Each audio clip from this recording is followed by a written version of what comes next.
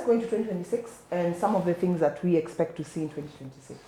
Yeah, I think one of the key points that I'll focus on first is the importance of modelling campaigns, and especially ROI, before you go into a campaign. I think we're seeing that with the increase in attribution, which we've talked about across media, not just in digital. But also, I think AI tools will help us with that. I think there's going to be more reliance on agencies to show their clients really solid, evidence-based modelling for what their campaign is going to deliver before they go and ask for the money to get signed up.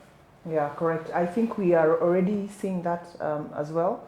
Now AI has become part of search. When you're looking for something on Google, the first result you get is the AI option.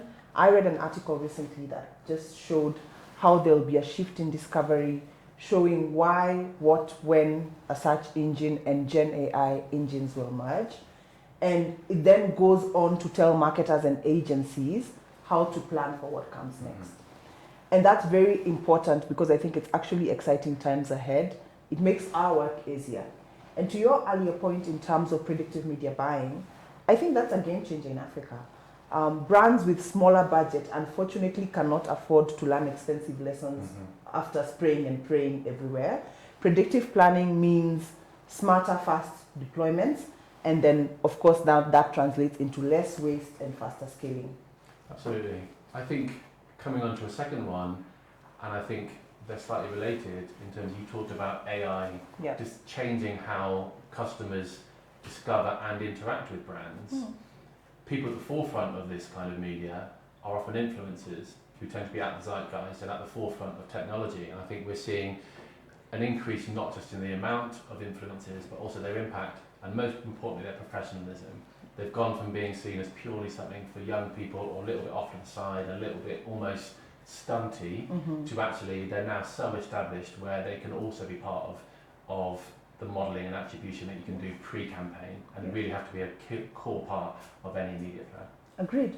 Actually, our local creators here are already asking for better terms, and I've seen that trajectory. They are making agencies, they are acting like their own media owners and making sure that attribution tracking is in place.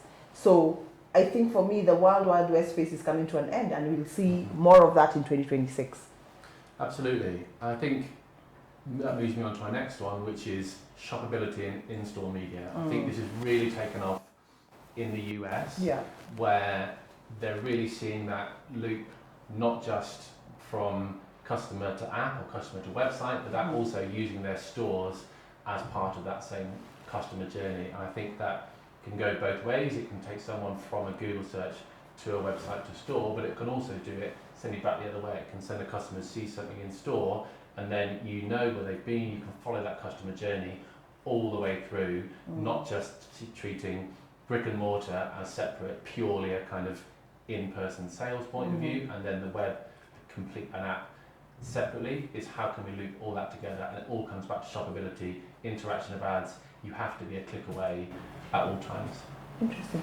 That's interesting to see, because I believe while that is the global trajectory, in Africa we still have a long way to get to where our global counterparts are as far as in-store retail media goes. However, that's not to say we are still far behind. The trajectory is still upward. We will likely see pilots of RSM frameworks and networks spanning into model retail chains across major African cities soon. But that would be only at the base level to start with, and without building the data and attribution that is critical for this to be a success. I think it's going to still be in discovery phase, so they can now build it higher with the data and attribution models in place. I think that comes back to one of our themes of the day, really, which is how can Africa really learn from the rest of the world and accelerate from what's happening globally, not just lag behind, which maybe they've been accused of being previously, but actually fast forward and get ahead, because they can be much more mobile, much more agile, based on learnings from elsewhere.